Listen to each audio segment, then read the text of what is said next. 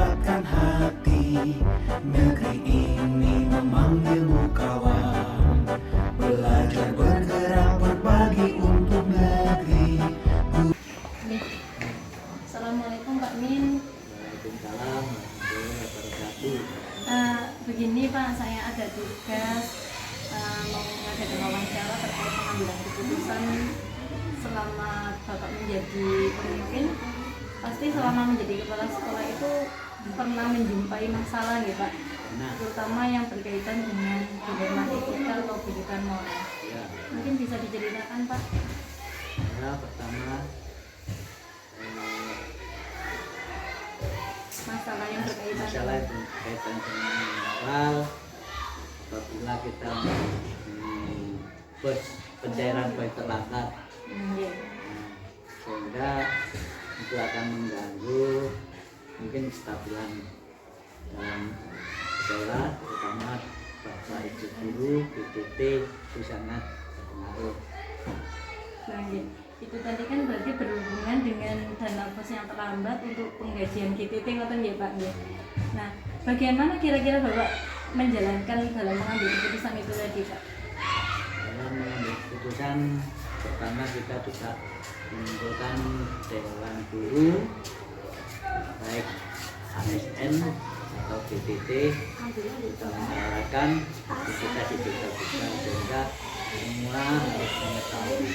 Sedangkan untuk pengambilan itu kita juga perlu mempertimbangkan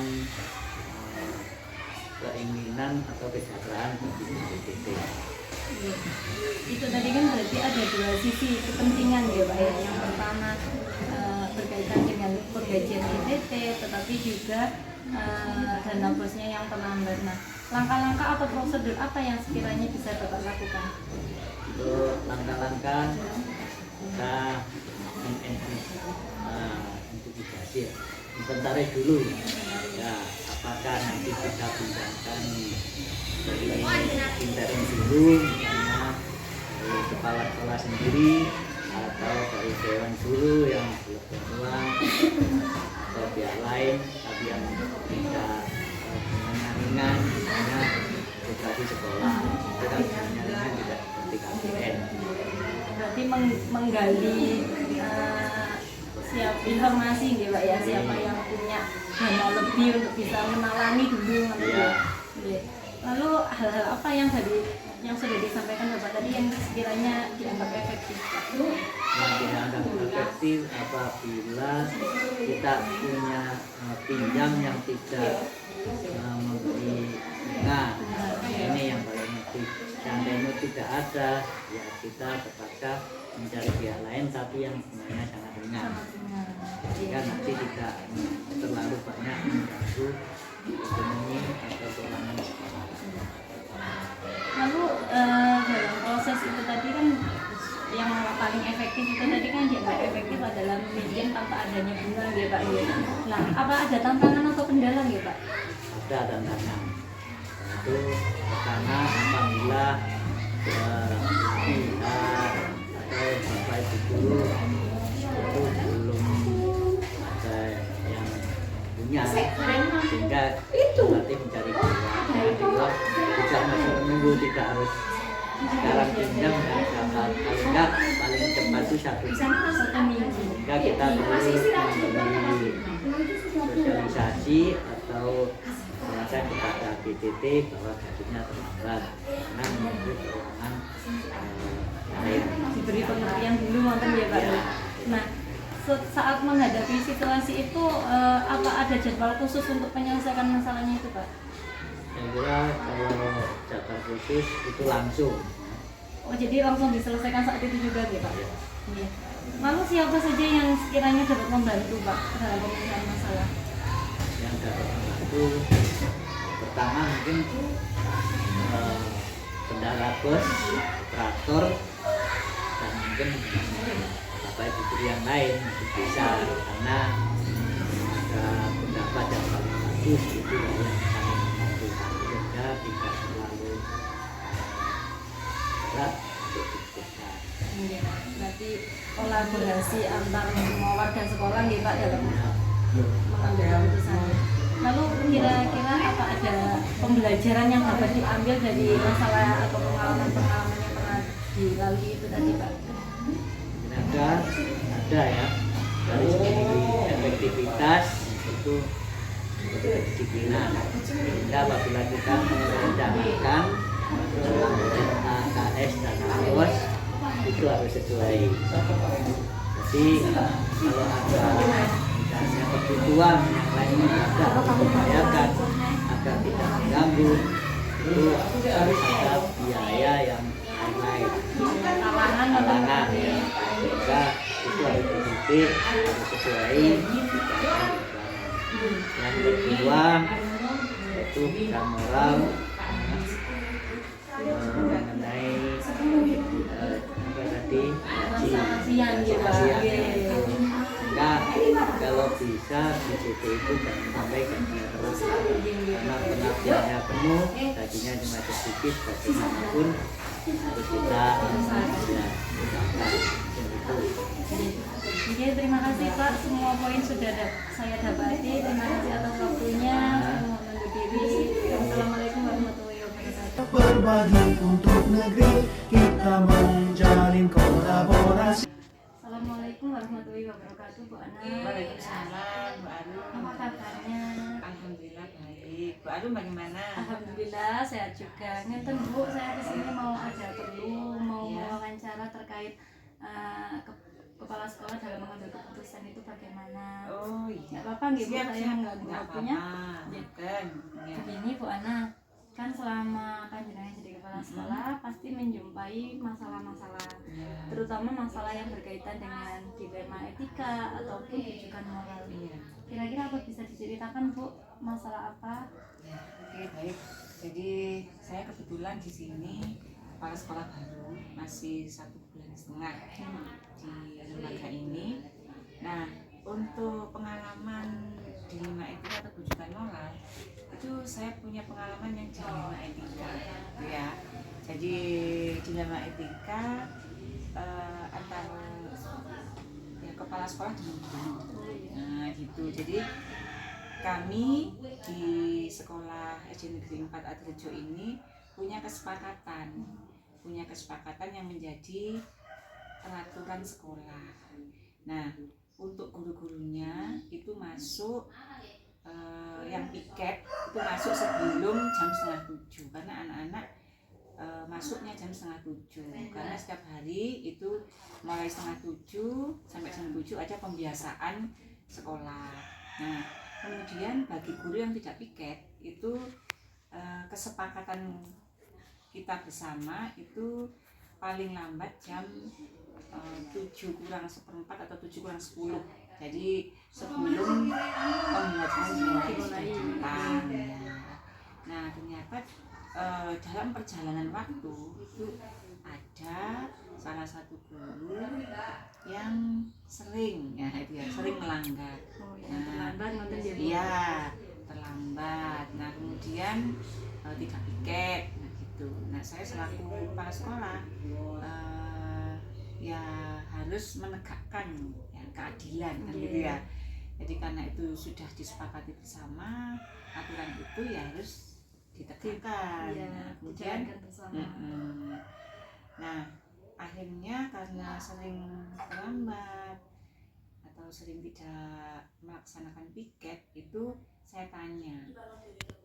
Jadi saya investigasi, ternyata keluarganya itu memang ada yang sakitnya itu bukan sakit biasa. Nah, sakitnya itu sakit seperti menetap gitu. Nah, suaminya itu memang butuh bantuan orang lain, sakitnya stroke. Nah, di rumah salah satu guru ini juga punya orang tua yang sudah usianya sudah lanjut sehingga sering sakit-sakitan gitu. Itu yang jadi faktor keterlambatan beliaunya ini. Lalu bagaimana untuk Bu Ana ini menjalankan pengambilan keputusannya? Iya, jadi untuk pengambilan keputusan ketika saat itu misalnya pas piket beliaunya terlambat, sampai kadang mengambil waktu Pelajaran. pelajaran. Nah, itu keputusannya saya laksanakan langsung atau istilahnya insidental ya, keputusan langsung. Saya harus mengelola guru-guru untuk tidak sampai ada kelas yang kosong, sehingga saya harus setiap pagi guru-guru ini kan memang saya wajibkan untuk ke kantor dulu, sehingga saya tahu guru-guru yang belum datang atau tidak masuk. Nah, kemudian saya atur untuk yang mengisi yang kekosongan. mengisi kekosongan. Istilahnya kan briefing dulu gitu ya, Bu. Betul. Okay. Lalu apakah langkah-langkah atau prosedur yang seperti itu efektif ya, Bu? Iya, kalau untuk saat itu hari itu efektif, tetapi untuk ke depan, nah itu saya juga harus punya langkah-langkah lagi. Gitu. Iya, langkah-langkah yang seperti apa itu yang dilakukan? Jadi gini, untuk masalah dilema etika tadi, itu kan tidak hanya terjadi satu atau dua kali, nah, kadang sering. Nah, sehingga yang mengisi ini kan kalau tetap gitu ya, ya mungkin ada namanya kok terus mengisi kan gitu. Ada rasa kasihan Nah, mungkin ya, iya. Bu. Jadi gini, itu. kalau keputusan saya saat itu juga pasti ada dilema antara keadilan dengan peduli kan gitu, atau kasihan. Nah, gitu kan. Nah, langkah-langkah saya itu saya saya investigasi. Jadi saya telusuri apakah memang benar. Mencari fakta. Nah, untuk pencarian fakta ini kan tadi yang pertama memang saya tanya langsung ya dari orangnya, tapi saya juga perlu cari informasi lain dari guru yang bisa dipercaya gitu. Nah, ternyata memang dari fakta-fakta itu kenyataannya memang seperti itu, sehingga ketika kalau saya terus memberi kelonggaran terus, ya paling tidak itu harus ada pengendalian atau harus ada tindak lanjut. Nah, betul. Sehingga saya merencanakan untuk musyawarah bersama, pertemuan dengan guru-guru untuk mengantisipasi izin ya. Jadi izin atau ya memang kan bagaimana ya kalau kita itu tidak bisa memungkiri kalau memang ada yang sakit. Nah, itu tadi. Jadi perasaan dilema itu tadi antara kita sebagai manusia yang harus peduli ya, punya empati, kasihan juga, dan penegakan karena kita itu tanggung jawab karena kita pelayan masyarakat. Nah, akhirnya kita musyawarahkan dengan teman-teman. Nah, akhirnya saya putuskan dan disepakati oleh rekan-rekan itu membuat link pengendalian ketika izin. Begitu. Jadi di situ ada link mulai dari kepala sekolah, guru kelas 1, semuanya mengisi. Iya, semua mengisi. Nah, di situ jamnya pun bervariasi, mulai dari jam sebelum pembelajaran, saat pembelajaran, atau setelah pembelajaran, karena guru itu pulangnya sampai jam 2 gitu kan ya. Nah, di situ ketika mengisi mungkin jam pertama atau bahkan 1 hari ya, izinnya 1 hari, itu ada pengendalian tugas. Jadi pengendalian tugasnya itu nanti bagaimana. Nah, jadi saya selaku kepala sekolah itu lebih mengetuk ke masing-masing guru, karena tugas mereka adalah tanggung jawab terhadap anak. Ya, sehingga kalau kita izin itu bagaimana ya siswa saya kan dikembalikan ke siswa akhirnya kan gitu. Jadi Jadi mereka pasti bisa apa ya, punya cara bagaimana siswanya ini supaya tidak terlantar atau mungkin dititipkan, iya diabaikan, sehingga di situ ada pengisian pengendalian. Nah, tugasnya apa, dititipkan siapa, atau misalnya punya apa Google Classroom misalnya, ditunggukan guru yang kosong. Nah, itu silakan. Nah, pasti punya semua guru punya apa ya? Solusi. Punya solusi. Ya, punya solusi untuk ya pengendalian tugas ini. Nah, kalau linknya semua ya punya akses. Semuanya berarti bisa mengakses. Iya, bisa mengakses, dan setiap kali saya ada guru yang izin, saya selalu mengingatkan. Nah, saya selalu mengingatkan jangan lupa mengisi link. Gitu. Berarti dari keputusan itu tadi, kira-kira itu tadi dianggap efektif apa tidak? Nah, efektif karena kenapa saya anggap efektif? Karena itu berbasis data. Jadi berbasis data itu bisa untuk refleksi bapak ibu gurunya, bisa untuk data ketika ada wali murid misalnya ada yang tanya atau komplain, misalnya ketika bu kok tidak ada gurunya misalnya, di situ kan ada data. Kalau memang bu ini memang ada yang ada bayinya yang sakit atau izin kemana gitu, ada datanya, sehingga semuanya tidak subjektif tapi berbasis data. Lalu apa ada tantangannya ketika menjalankan itu tadi, Bu? Ya, setiap pengambilan keputusan itu ada tantangan. Nah, tantangannya itu yang pertama, karena saya itu yang di awal itu lebih keputusan pertama itu lebih ke kasihan tadi ya. Kasihan dan peduli tadi. Kesannya pasti kan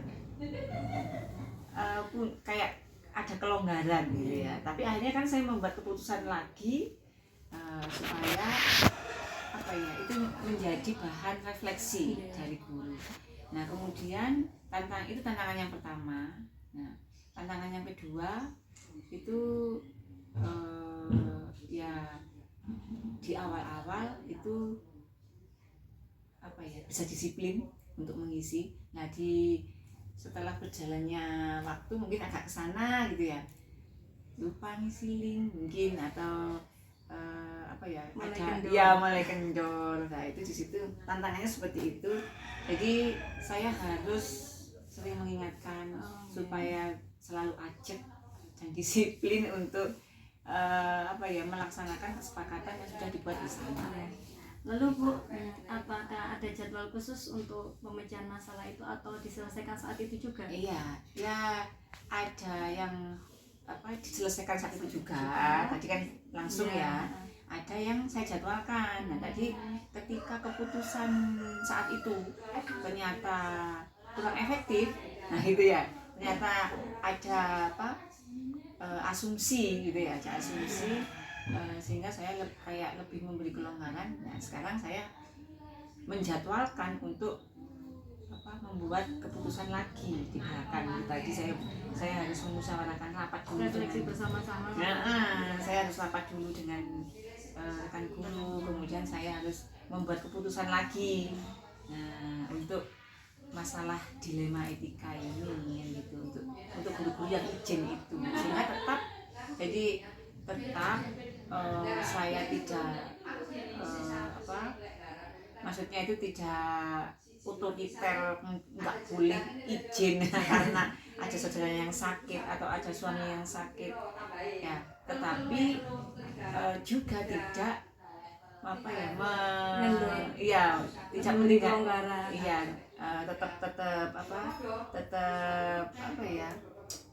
eksis untuk melaksanakan kesepakatan itu, dan juga tidak mengurangi empati kita atau peduli kita dengan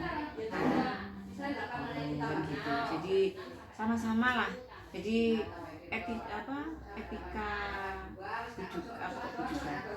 dilema etika itu kan sama-sama benar, sama-sama benar. Nah, supaya tidak timpang sebelah. Jadi kita harus itu mengambil keputusan yang bijaksana. Iya. Seperti itu. Lalu siapa yang terlibat untuk keputusan yang itu tadi, Iya. Bu? Ya, seperti yang saya ceritakan tadi ya, yang terlibat itu ya rekan guru, karena setiap kali saya pengambilan keputusan, mungkin di awalnya saya gitu ya, kemudian ternyata saya harus melibatkan rekan-rekan untuk kesepakatan bersama, sehingga kesepakatan ini disepakati oleh semuanya, bukan satu pihak, bukan keputusan satu pihak dari kepala sekolah saja. Tetap berkolaborasi. Iya, tetap menggunakan. Nah, lalu pelajaran apa yang dapat diambil dari masalah itu tadi, Bu? Iya, hikmahnya ya dari dilema etika yang saya alami. Nah, itu untuk menghadapi dilema etika di mana kita dihadapkan pada suatu benar musuh benar. Ya, kalau kita timpang sebelah, maka pasti menimbulkan apa ya, ketidakseimbangan, terus ada asumsi akhirnya kan gitu ya. Maka kita harus ya seimbang sehingga keputusan itu tidak serta-merta langsung. Jadi ketika keputusan itu kita laksanakan langsung saat itu, nah terus kita refleksi lagi. Kalau memang keputusan itu masih belum tepat, kita harus punya apa ya, punya langkah-langkah pengambilan keputusan. Namanya opsi gitu ya, opsi lain Opsi yang tadi. Jadi kan awalnya saya agak agak berat di Kemanusiaan. peduli tadi. Akhirnya saya harus membuat opsi. Nah, opsi sehingga supaya seimbang gitu. Ya, berarti dalam pengambilan keputusan itu tetap harus melibatkan gurunya, Iya. terus tidak boleh mengesampingkan salah satu Betul. Dan ada langkah-langkah. kebaikan itu tadi ya, Bu ya. Jadi Kemanusiaannya ada, Betul. kemudian juga tanggung jawabnya terhadap tugas dan anak-anak itu juga tetap harus dipertimbangkan gitu. iya, selalu ketika keputusan itu diambil harus refleksi. Oke, Nah, refleksi. sehingga untuk pengambilan keputusan berikutnya itu bisa memperbaiki atau lebih baik dari pengambilan keputusan sebelumnya. Jadi langkah-langkahnya itu banyak, tidak membuat keputusan itu langsung gitu. Melalui tahapan. Iya, tadi. tahapan-tahapan. Oke, begitu saja Bu Ana. Terima kasih poin-poinnya sudah dapat saya tangkap. Terima kasih atas waktunya. Saya mohon undur diri. Wassalamualaikum warahmatullahi wabarakatuh. Waalaikumsalam warahmatullahi wabarakatuh.